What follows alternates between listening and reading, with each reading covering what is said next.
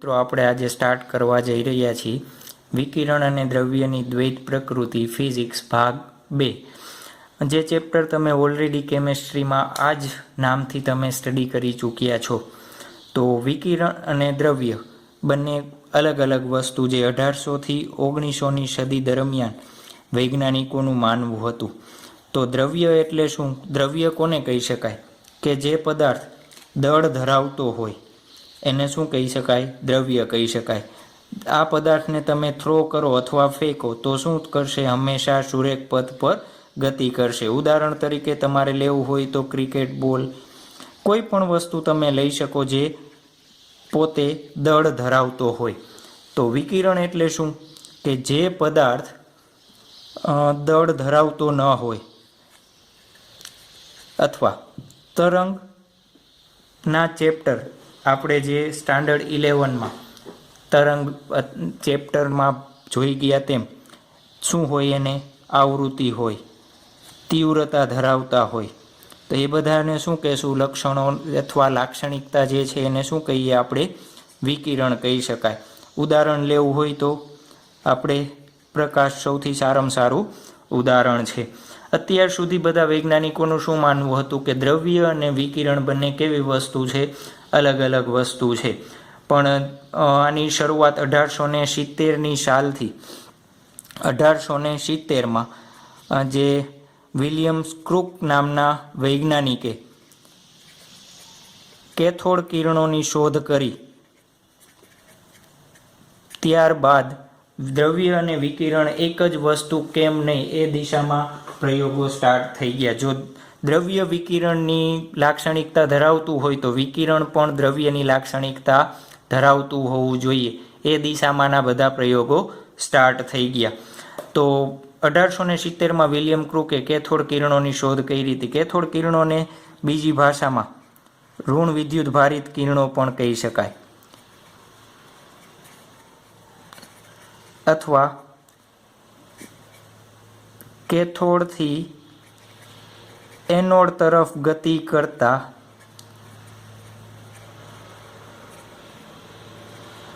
ઇલેક્ટ્રોનનો પ્રવાહ પણ કહી શકાય। ત્યારે 1870માં ઇલેક્ટ્રોન શબ્દ પ્રચલિત નહોતો એટલા માટે એને શું કીધું હતું? ઋણ વિદ્યુત ભારિત કિરણો। કેથોડ કિરણોની ઝડપ પ્રકાશની ઝડપ કરતાં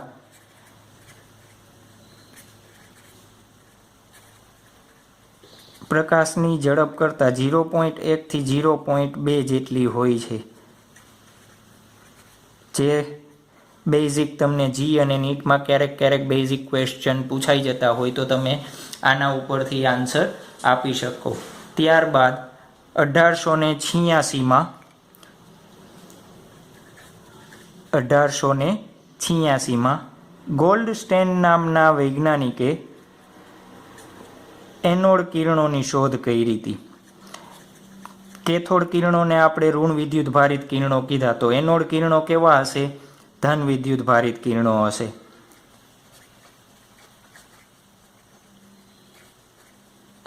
અથવા એના બીજા શબ્દમાં કહી શકાય કેનલ કિરણો પણ કહી શકાય છે। ત્યારબાદ 1895માં રોન્જન નામના વૈજ્ઞાનિકે એક્સરેની જે આપણે ડે ટુ ડે લાઈફમાં અત્યારે બધી જગ્યાએ આપણે ઉપયોગ કરીએ છીએ એની શોધ કરેલી હતી। જેમ કે હોસ્પિટલે જઈએ આપણે બોન ફ્રેક્ચર હોય તો શું પડાવીએ છીએ? એક્સરે પડાવીએ છીએ। એક્સરેની શોધ 1895માં રોન્જન નામના વૈજ્ઞાનિકે કરેલી હતી। ત્યારબાદ જે ફિઝિક્સ માટે લાઈફ ચેન્જિંગ એક્સપેરિમેન્ટ કહી શકાય એ લાઈફ ચેન્જિંગ એક્સપેરિમેન્ટ 1897માં જે થોમ્સન નામના વૈજ્ઞાનિકે ઇલેક્ટ્રોનની શોધ કરેલી હતી। જે શોધ કરેલી હતી તેને આ માટે નોબેલ પ્રાઇઝ પણ મેળવેલ હતું। ત્યારબાદ એને આ જ એક્સપેરિમેન્ટને આગળ વધારતા શરૂઆતમાં જ્યારે તેને ઇલેક્ટ્રોનની શોધ કરી ત્યારે ઇલેક્ટ્રોન પરનો વિદ્યુતભાર અને ઇલેક્ટ્રોનનું દળ જાણીતું નહોતું, પણ એક પ્રયોગ દ્વારા જે શૂન્યવકાશિત ટ્યુબ હોય એ શૂન્યવકાશિત ટ્યુબમાં કેથોડ અને એનોડની વચ્ચે કેથોડ અને એનોડ પ્લેટની વચ્ચે 10,000 વોલ્ટેજ જેટલો વિદ્યુત સ્થિતિમાન 10,000 જેટલું વોલ્ટેજ જેટલું વિદ્યુત સ્થિતિમાન અને જે શૂન્યાવકાશી ટ્યુબ હતી એનું દબાણ આશરે 10⁻² to 10⁻³ mm of Hg જેટલું રાખેલું હતું અને બાહ્ય ચુંબકીય ક્ષેત્રની હાજરીમાં કોઈ પણ ઇલેક્ટ્રોન જ્યારે કેથોડથી એનોડ તરફ ગતિ કરશે ત્યારે એને E/m નું સૂત્ર જે વિદ્યુત ક્ષેત્ર અને ચુંબકીય ક્ષેત્રના ઇક્વેશનની મદદથી મેળવેલ છે એ B²R, જ્યાં V એટલે વોલ્ટેજ, અંદાજિત વોલ્ટેજ કેટલા છે 10,000, D એટલે કેથોડ અને એનોડ વચ્ચેનું અંતર,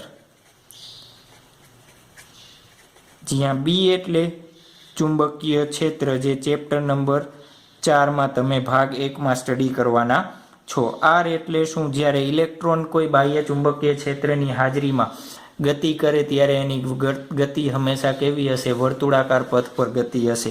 તો ઇલેક્ટ્રોનની વર્તુળાકાર પથની ત્રિજ્યા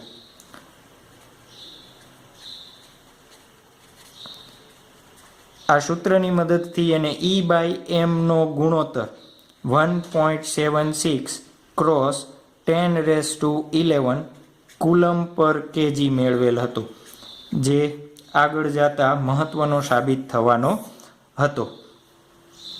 જે થોમ્સનના એક્સપેરિમેન્ટને આગળ ધપાવવા માટે ઈસવીસન 1913ની આસપાસ અમેરિકન સાયન્ટિસ્ટ મિલિકને ઇલેક્ટ્રોન પરનો વિદ્યુતભાર શોધવા માટેનો એક પ્રયોગ કરેલો હતો, જેના પરથી એને ઇલેક્ટ્રોનનો વિદ્યુતભાર શોધેલો હતો. એ પ્રયોગનું નામ એને આપેલું હતું મિલિકન ઓઇલ ડ્રોપ પ્રયોગ, જે પહેલાં પ્રેક્ટિકલ તમારા સિલેબસમાં હતો પણ અત્યારે એ સિલેબસમાં છે નહીં. પણ તેમ છતાં આપણે જોઈ લઈએ કે કેવી રીતે મિલિકને ઓઇલ ડ્રોપનો પ્રયોગ કરેલો હતો. ઓઇલ ડ્રોપ પ્રયોગની જે પ્રાયોગિક રૂપરેખા છે જે અહીંયા ડ્રો કરેલી છે. શૂન્યાવકાશી ચેમ્બરમાં ઉપર જે પ્લેટ છે એ એક સૂક્ષ્મ છિદ્રોવાળી હશે અને નીચેની પ્લેટ પ્લેન હશે. એક એટોમાઇઝર સ્પ્રે અથવા એટોમાઇઝર જે આપણે ડે ટુ ડે લાઈફમાં અત્તરનો ઉપયોગ કરીએ છીએ, બોટલમાં શું હશે? લિક્વિડ હશે. તમે સ્પ્રે દબાવશો એટલે શું થશે? નાના એટોમમાં રૂપાંતરિત થઈ જશે. એ જ ટાઈપનો ઓઇલ સ્પ્રે અહીંયા રાખેલો હશે. એક બાજુ એક્સરે હશે, સામેની સાઈડ હશે માઇક્રોસ્કોપ. ઉપરની પ્લેટ અને નીચેની પ્લેટને બેટરી વડે કનેક્ટ કરેલી હશે. બેટરીના વોલ્ટેજ તમે આપણી ઈચ્છા મુજબ શું કરી શકશું? ચેન્જ કરી શકશું. હવે જ્યારે તમે પહેલો પ્રયોગ કરીએ ત્યારે બેટરી ઓફ છે, ઓઇલને તમે અહીંયાથી સ્પ્રે કરશો એટલે ઓઇલના એટોમ જે સૂક્ષ્મ છિદ્ર વડે જે અહીંયાથી ક્યાં આવશે? નીચેની દિશામાં આવશે. અને માઇક્રોસ્કોપમાં તમે અવલોકન કરો તો ઓઇલ ડ્રોપ જે અહીંયા રેડ કલરના બતાવેલા છે એ નાના બતાવેલા છે. હવે તમે બેટરી સ્ટાર્ટ કરો ત્યારે પાછો સ્પ્રે કરવાનો, તો ઓઇલ ડ્રોપ ઉપર કેટલા પ્રકારના બળો લાગશે? એક તો ઓબ્વિયસ છે, ઓઇલ ડ્રોપ ઉપર એક બળ લાગશે. કયું બળ લાગે? ગુરુત્વાકર્ષણ બળ લાગશે. એ ગુરુત્વાકર્ષણ બળ હંમેશા કઈ દિશામાં હશે? નીચેની દિશામાં હશે. એક બીજું બળ કયું લાગશે? અહીંયા ઉપરની પ્લેટ ધન છે, અહીંયા નીચેની પ્લેટ કેવી છે? ઋણ વિદ્યુત ભારિત છે. તો વિદ્યુત ક્ષેત્રનું બળ ઉદ્ભવશે જે કુલમ બળના નિયમ તરીકે. તો કઈ દિશામાં હશે? માઇનસથી પ્લસ દિશામાં હશે. તો વિદ્યુત બળ કઈ દિશામાં લાગશે? ઉપરની દિશામાં લાગશે. હવે આપણે વિદ્યુત બળ અને ગુરુત્વાકર્ષણ બળના મૂલ્ય જો સમાન થાય તો આપણે કેલ્ક્યુલેશન કરી શકીએ. કેવી રીતે? ધારો કે જ્યારે વોલ્ટેજ એકદમ વધારે હોય, કેટલા વધારે? કે જ્યારે ગુરુત્વાકર્ષણ બળ વિદ્યુત બળ કરતાં કેવું હોય? ઓછું હોય. તો એનો મતલબ શું થશે? જે ઓઇલનું ડ્રોપ છે એના ઉપર લાગતું વિદ્યુત બળ એ ગુરુત્વાકર્ષણ બળ કરતાં કેવું હશે? વધારે હશે. ક્યારે? જ્યારે વોલ્ટેજ તમે શું કરો છો? એકદમ વધારે કરો છો. કેસ નંબર 1 માટે છે. જ્યારે વોલ્ટેજ કેવા છે? વધારે કરેલા છે. વિદ્યુત બળ કેવું છે? ગુરુત્વાકર્ષણ બળ કરતાં વધારે છે. હવે જ્યારે તમે શું કરો? વોલ્ટેજ એકદમ ઓછા રાખો ત્યારે શું થશે? વોલ્ટેજ ઓછા છે, વિદ્યુત બળનું મૂલ્ય કેવું થશે? ઓછું. તો ગુરુત્વાકર્ષણ બળનું મૂલ્ય કેવું થશે? વધારે થશે. તો જ્યારે કેસ નંબર 2 હોય ત્યારે શું થશે? વિદ્યુત બળનું મૂલ્ય ગુરુત્વાકર્ષણ બળ કરતાં કેવું છે? ઓછું થશે. તો આપણે ઇક્વેશન બનાવવું હોય તો શું કરવું પડે? વિદ્યુત બળ અને ગુરુત્વાકર્ષણ બળના મૂલ્યો એક સમાન થાય ત્યાં સુધી આપણે વોલ્ટેજ સેટ કરીએ. ધારો કે મેં અહીંયા વોલ્ટેજ સેટ કરેલા છે અરાઉન્ડ 35, ત્યારે શું થશે? એ કેસ માટે વિદ્યુત બળ E અને ગુરુત્વાકર્ષણ બળ G બંનેના મૂલ્યો કેવા થઈ જશે? એક સમાન થઈ જશે. જ્યારે એક સમાન થઈ જશે ત્યારે આ સૂત્રની મદદથી આપણે શું કરી શકીએ? વિદ્યુત ભારનું મૂલ્ય શોધી શકીએ. કેવી રીતે? તો Eની કિંમત થશે Q ઇન્ટુ V. વોલ્ટેજ આપણને અહીંયા વોલ્ટમીટરના રીડિંગ ઉપરથી મળી જશે. ગુરુત્વાકર્ષણ બળના સૂત્રો ક્યાંથી મળી જશે? જે આપણે સ્ટાન્ડર્ડ 11માં શ્યાનતા બળ અને એના બધાના ઇક્વેશન જોયા હતા એ જ ઇક્વેશન પાછા અહીંયા લાગુ પડશે.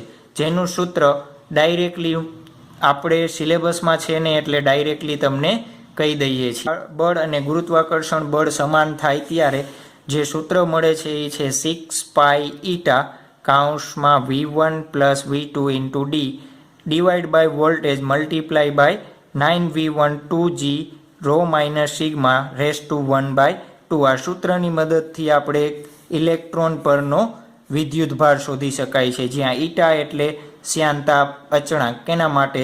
હવા માટે. V1 જ્યારે વોલ્ટેજ આપેલ ન હોય ત્યારે બુંદનો વેગ થશે. V2 એટલે શું થશે? જ્યારે તમે વોલ્ટેજ અપ્લાય કરો છો ત્યારબાદનો વેગ થશે. અને કેપિટલ V એટલે શું થશે? જે આપણે વોલ્ટેજ અપ્લાય કરીએ છીએ એ. રો એટલે આપણા માટે થશે તેલની ઘનતા. સિગ્મા એટલે આપણા માટે થશે હવાની ઘનતા. અને જે D છે એ D એ બે પ્લેટ વચ્ચેનું જે અંતર આપણે જોયું હતું એ બે પ્લેટ વચ્ચેનું અંતર D થશે. તો આ સૂત્રની મદદથી એને થોડા ઘણા જે રીડિંગ લીધા હતા કઈ રીતના? તો એક ટેબ્યુલર ફોર્મમાં એને કરેલું હતું. માસ નોટ કર્યો તો વોલ્ટેજ અલગ અલગ વોલ્ટેજ માટે શું કર્યું? એને વિદ્યુત ભાર શોધ્યો. તો વિદ્યુત ભારનું ફોર્મ કઈ રીતના મળે છે? +160 +320 +480 અપ ટુ સિમિલર. તો આમાં એક પેટર્ન જોવા મળે છે. કઈ પેટર્ન? તો 160 નો ટેબલ જે કહી શકાય એ 162 320. એ જ રીતના 163 multiply 480 160 cross 4 multiply by 640 so on. તો જે 1 2 3 4 એ શું દર્શાવશે? નંબર ઓફ ડ્રોપ્સ બતાવશે. શું બતાવશે? નંબર ઓફ બુંદ. તો એક બેઝિક વસ્તુ શું જોવા મળે છે આપણને કે જો એક ડ્રોપ હોય તો કેટલો વિદ્યુતભાર મળે છે? 160. 2 ડ્રોપ હોય તો કેટલો મળે છે? 320. 3 હોય તો કેટલો મળે છે? 480. અને 4 હોય તો કેટલો મળે છે? 640. તો આના ઉપરથી શું થશે કે એક ઇલેક્ટ્રોન પરનો વિદ્યુતભાર કેટલો મળે છે આપણને?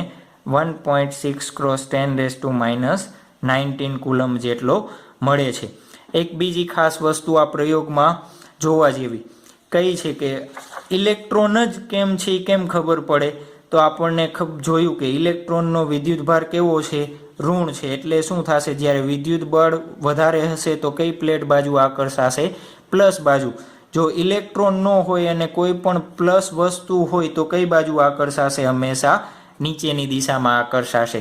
તો આ થઈ ગયો મિલિકેનનો ઓઇલ ડ્રોપનો પ્રયોગ, જે બહુ જ ઇમ્પોર્ટન્ટ હતો એક્સપેરિમેન્ટ. અને આના જ એક્સપેરિમેન્ટના કારણે મિલિકનને પણ ઓઇલ ડ્રોપ પ્રયોગ માટે નોબેલ પ્રાઇઝ આપવામાં આવેલું હતું. હવે જ્યારે Eની કિંમત આપણે જાણીએ છીએ કેટલી છે? 1.6 ક્રોસ 10⁻⁹ કુલમ. તો જે થોમ્સન નામના વૈજ્ઞાનિકે E/m ગુણોત્તર આપેલો હતો એના ઉપરથી આપણે શું શોધી શકીએ?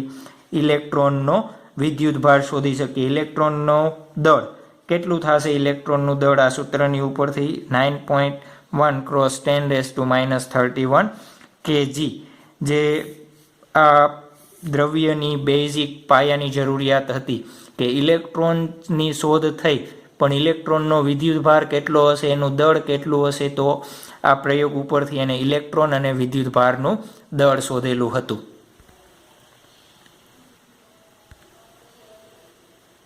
આપણે જાણીએ છીએ એમ ધાતુઓમાં મુક્ત ઇલેક્ટ્રોન ધરાવતા હોય, જે મુક્ત ઇલેક્ટ્રોનના કારણે જ એમની વાહકતાનો ગુણધર્મ હોય છે.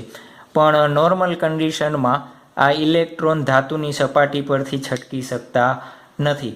જો કોઈ પણ ઇલેક્ટ્રોન ધાતુની સપાટીમાંથી બહાર નીકળવાની કોશિશ કરે તો શું થશે?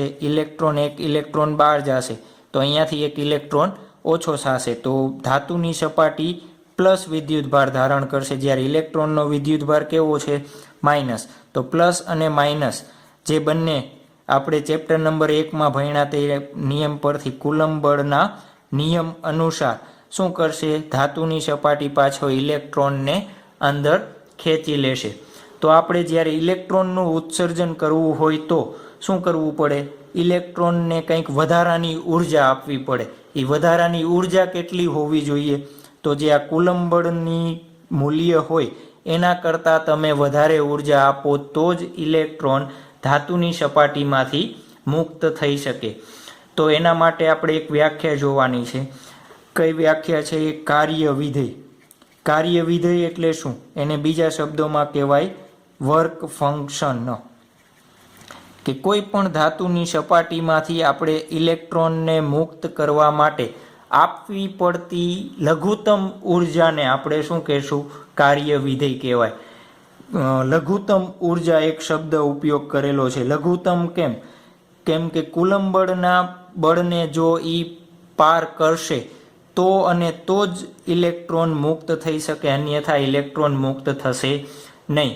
તો કાર્ય વિધેયની વ્યાખ્યા ફરીથી એકવાર રિપીટ કરીએ છીએ કે ધાતુની સપાટીમાંથી ઇલેક્ટ્રોનને મુક્ત કરવા માટે આપવી પડતી લઘુત્તમ ઉર્જાને આપણે શું કહેશું? જે તે ધાતુનું કાર્ય વિધેય કહે છે.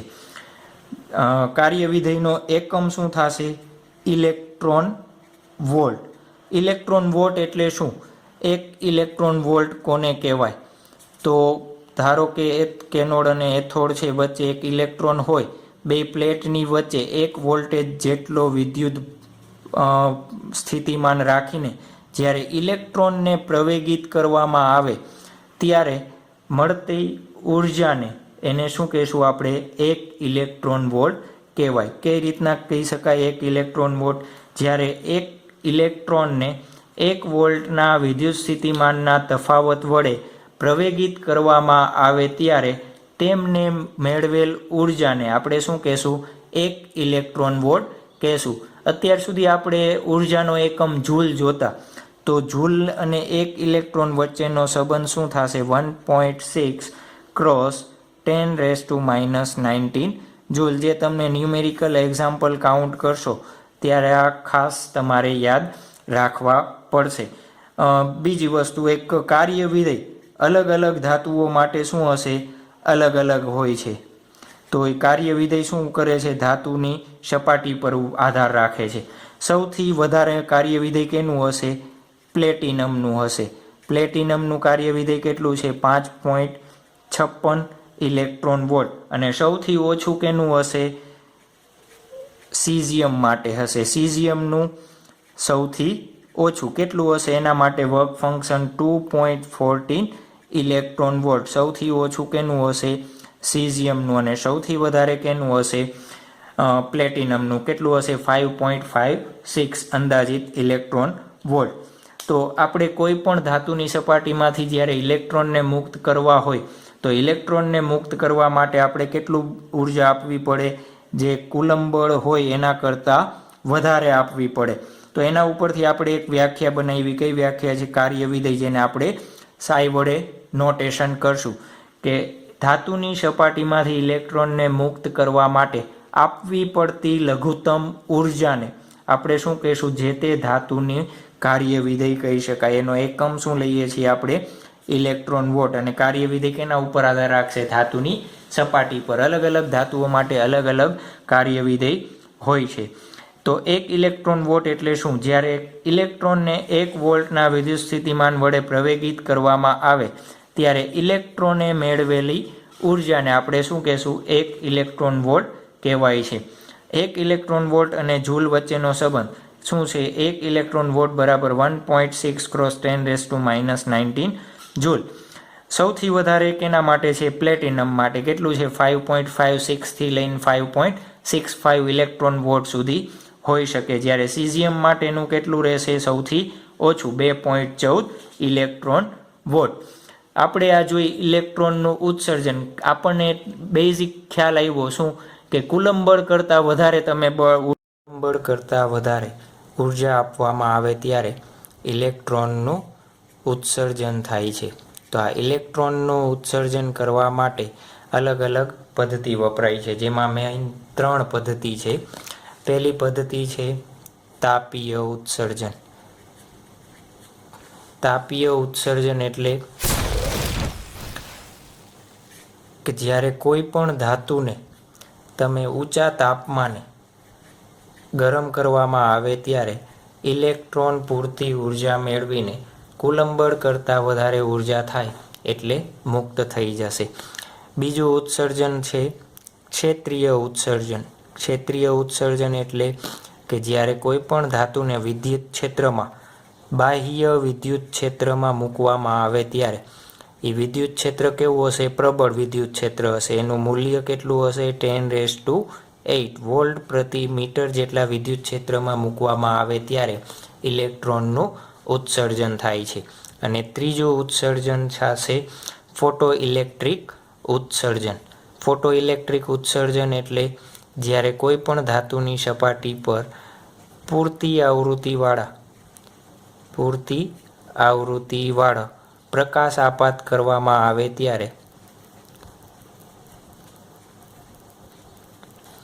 ત્યારે ઇલેક્ટ્રોનનું ઉત્સર્જન થાય છે. તો ઇલેક્ટ્રોનના ઉત્સર્જન માટે મેઇન 3 મેથડ છે, તાપીય ઉત્સર્જન, ક્ષેત્રીય ઉત્સર્જન અને ફોટો ઇલેક્ટ્રિક ઉત્સર્જન. આ ચેપ્ટરમાં આપણે વધારે ડિટેલમાં જે ફોટો ઇલેક્ટ્રિક ઉત્સર્જન છે એની ચર્ચા કરવાની છે.